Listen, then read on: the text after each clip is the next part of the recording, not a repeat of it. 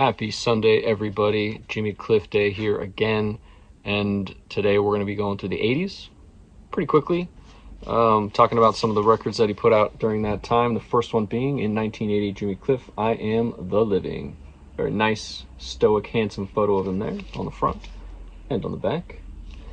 I like this album. I don't love it, but I do like it. I Am the Living is a great song. It's the beginning of an end was really good. Love Again is really good, and Morning Train is really good. I tend to like songs about trains, mentioning trains, similar to your regularly scheduled host, Will O'Loughlin, Willie, Mr. Will, the One Take Wonder. For some reason, trains interest me. So I'm the Living is good. I don't really know, to be honest, too much about it, so I'm not going to go into detail. It's good, though. However, in 1981, he released something that I find to be much better, which is Give the People What They Want. It's a fun cover. Got him on the front. It almost looks like a lenticular cover, although it's not, on the back there. So Give the People What They Want is, in my opinion, much better than I Am the Living. A lot of info here on the back about all of the people playing on this record with him. It was recorded in Jamaica, of course. It's very good. I have it on CD as well. And this is pretty solid from start to finish, in my opinion. First song, Son of Man, which was kind of a little bit of a hit for him. Really good. Give the People What They Want is one of my all-time favorite Jimmy Cliff songs. If you don't know this song, Give the People What They Want, it's an absolute banger. Highly recommend it. Shelter of Your Love, which was kind of a hit for him as well, is really good. What Are You Doing With Your Life, My Philosophy, Majority Rule, Experience. These are all really good songs. I like this one quite a bit. I like these images on the back as well. You can see those. Yeah, Give the People What They Want is quite good. So if you're looking to start off in the 80s, I Am the Living is good. Give the People What They Want is great. And then we're going to hit to 82. Actually surprised by something over here anyway. 82. We're going to have Special. I love this cover. Very fun. I feel like looking at this makes you think that this would be, I mean, this really, other than or different than the last two that we looked at there, definitely ushers in an 80s feeling, in my opinion. And the next few records are pretty poppy reggae, I would say. They definitely sound to me more radio friendly, and I think it was on this album that he toured the States with Peter Tosh as like a co-headlining tour, if I remember right. It's either this one or the next one. And I do remember reading that he wasn't a big fan of the results, I think, either of the album or the tour itself. And so I think he, at the time, was talking about not really wanting to tour in general for a long time. And actually, I don't know much about his tour history. So if anybody out there is listening and knows a lot about his tour history, I'd be curious to know more about that from you. But Special is a good album.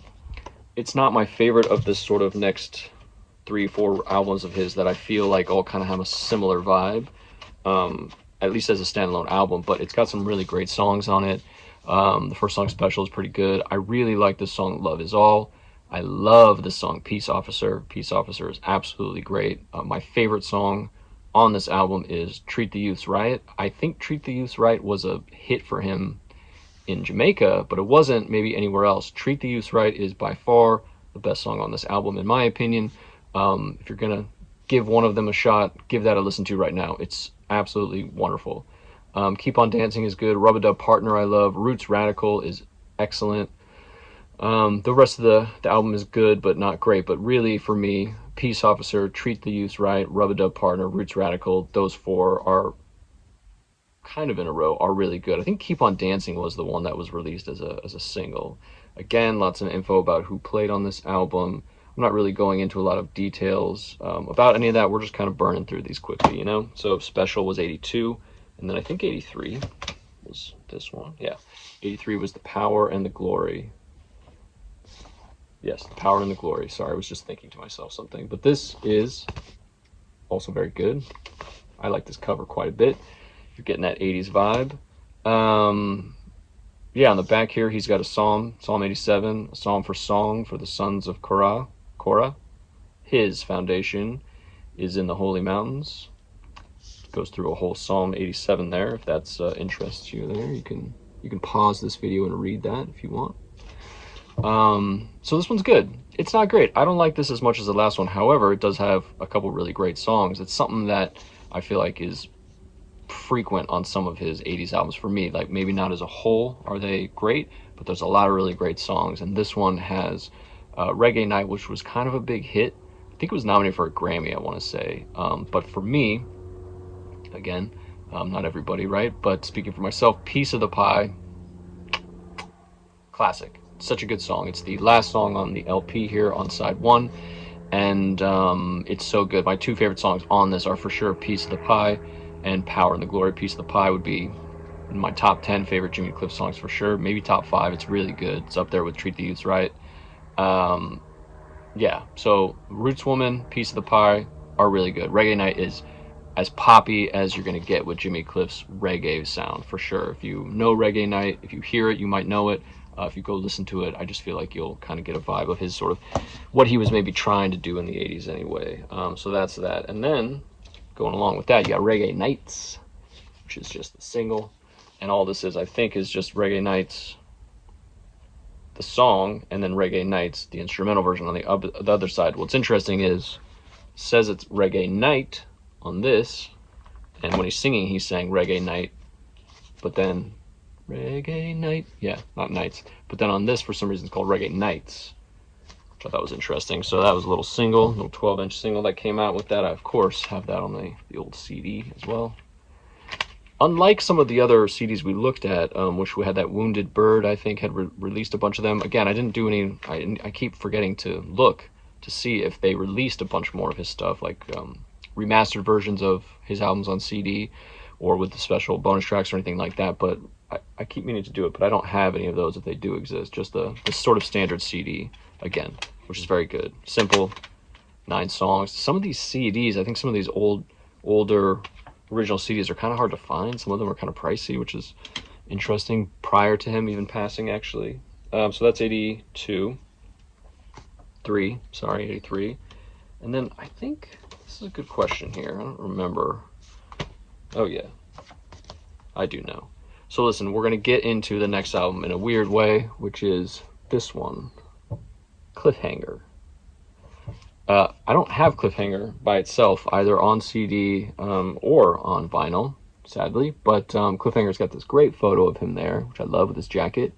It was the first of 2 Grammy wins for him. Cliffhanger won Best Reggae Album that year. So I've got this little 3-pack. I know that these exist, these original albums, classics. You can get these for tons of different artists. Some of them, strangely, are like out of print and expensive. I don't think this one is, though. So if you're looking to get an economical 80s look into Jimmy Cliff, this is a good way to start, because you get Special, you get The Power and the Glory, and you get Cliffhanger, which again won a Grammy for him. So Cliffhanger has a bunch of songs on it, Hitting with the Music, American Sweet, Brown Eyes, Reggae Street, not Reggae Night, Hot Shot Sunrise. Funny enough, it won a Grammy, but I would say out of these 3, it's my least favorite of the 3. I guess now that I'm thinking about it, Special of these 3 is probably my favorite as an album, then Power and the Glory, then Cliffhanger, if we're just talking about these 3. There's a lot more songs on Special that I like overall, but it's also longer. It's 11 songs. Power and the Glory is 9. Cliffhanger is 10. I'll give you a little bit of a closer look at that, since we don't have it anywhere else. You know, these come in these little simple little guys. And Cliffhanger there for you. Better photo. Love that photo of him. I think he photographs really well. I know I keep talking about that, but there you got his little album classics. Yeah, so Cliffhanger's good. It won a Grammy, so obviously that means something to somebody. Or maybe it doesn't, because do awards really matter with art? Who knows? So yes, this is, again, economical way to pick up these 3 sort of bigger albums from the 80s of his. And then one of the singles from Cliffhanger was this song Hot Shot. And Hot Shot here has the extended version, as well as the instrumental dub. So there you go. And most of his stuff is just not really pricey anymore. I think there's a few of his items, some of the CDs, and there's a couple random things later actually in his career. Those are a little bit pricier, but most of the stuff is pretty cheap to find if you're into physical and you want to buy something that way. So then coming after that album, Cliffhanger. By the way, I don't even know what year that was. I didn't tell you. I'm so sorry. 85, I want to say. Yeah, 85 was Cliffhanger. Then we get into Hanging Fire. And if you were thinking to yourself, those look pretty 80s, Sean, do you have something that looks even more like it's from the 80s? Oh, I sure do. We're moving on to 1988. And Hanging Fire. That is some 80s looking shit right there, dude. I mean, yep. I don't really know a ton about this. I do know he was not, I don't know if he wasn't happy with the album, but he definitely wasn't happy with the sales of the album.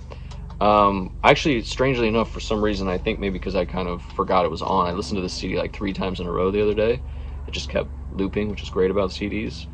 And there's not a lot of songs. There's only 8 songs.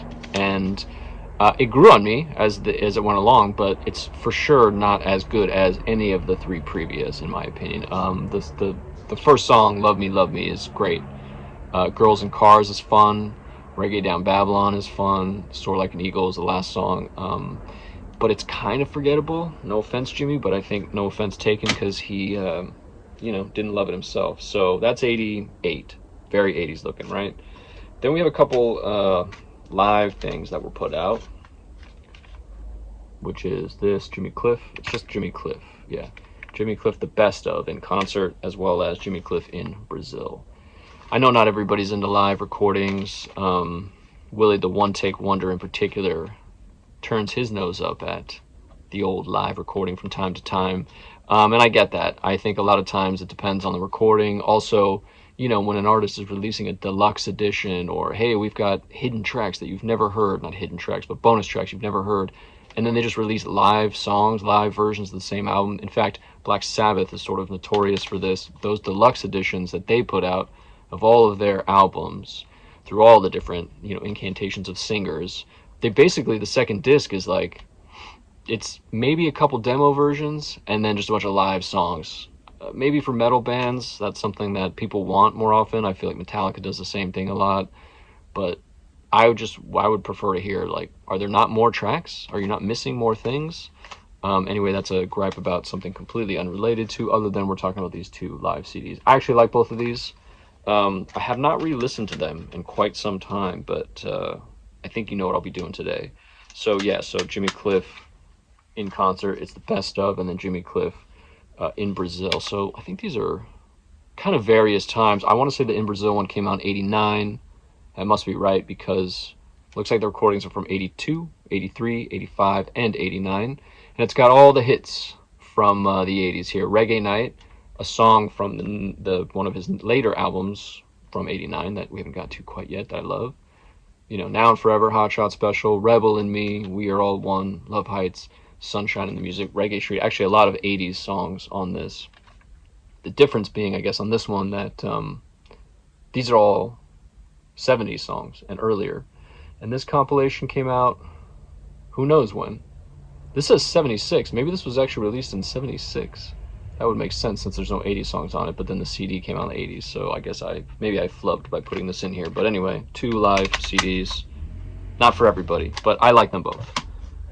And you get a nice range from earlier stuff on one of them and this sort of more current 80s stuff. Then he had this very strange but interesting album, and something that kind of grew on me. It's more like an EP, just 4 songs. Jimmy Cliff, Shout for Freedom. And he's just playing with some other bands. So I love this cover photo of him. It's really great. I should take it out for you, sorry. I just threw it across the room there. You got that. There you go. It's fun. And yeah, so he's playing with OK Jazz, Afrisa International, and Grand Zyko Wawa are some of the bands he plays with. So it's interesting. For me, I really like a lot of the music from Africa from probably the mid-50s through, current, really. But there's like a wide range of music from the 50s, 60s, 70s, and 80s that is a lot of that, like, fusion music from all different kinds of countries in Africa. And I feel like he was kind of getting into that vibe here. It's got like that Afro-Cuban, Afro-Latin, Afro-Jazz kind of vibe as well as reggae mixed into it, and I like it. Now it's mostly, it's got "Shout for Freedom," song from this, and "Girls in Cars," which is from the last album, and then "Love Me 1" and "Love Me 2." So it's not necessarily a ton of original or new stuff, rather, but it's worth listening to, and it's short-ish. The songs are longer because they're more jammy sounding, but it's interesting because he didn't really, I don't feel like he was trying a lot of crazy different things throughout his career necessarily, just like sticking in the wheelhouse he knew. It evolved from the 60s, from a more pop ska almost, into like the more traditional reggae sound that I feel like everybody knows in the 70s, and the 80s even more, like 80s reggae, and then same in the 90s, really, in the 2000s, and we'll kind of get into that. But I would say the "Shout for Freedom" is kind of an interesting experiment for him, so I like it personally. The next thing we got is '89. He released his last album of the decade, and it's this album, "Images," which I like this cover of. Again, I don't think this is expensive, in case you do want to give it a listen, and there you go. So it has a couple songs on here that I really love. One of them is "Save Our Planet Earth." Love that song. There's a couple different renditions of it, I feel like, that you can find. Then they're all good, but "Save Our Planet Earth" is a really great song. This is a longer album for him, 12 songs. "Turning Point's really good. "Rebel in Me" is a very good song. It's a song that maybe, if you know a little bit about him, you might have a chance to know. "Save Our Planet Earth," which is great. And then "Trapped," which we've talked about before, is on here as well. And it is a song that Bruce Springsteen covers, or he covers from time to time for sure. Is he touring right now? I'm kind of curious if he busts it back out. I feel like he played it probably on his most recent tour, in fact. Anyway, so "Trapped" is also very good, and I have the single here, which has the radio remix, the instrumental mix, the club remix, and the album mix. So you got 4 different versions there, from Images, from 1989, Images. So Jimmy Cliff, when I said this video was going to be short, I lied. They just keep getting longer. We'll do the 90s soon. I haven't decided if we'll do 90s and beyond, because there isn't a ton in the 90s, but maybe we'll split it up because this is longer than I thought it was going to be. Jimmy Cliff in the 80s. R.I.P. legend. Talk to y'all soon.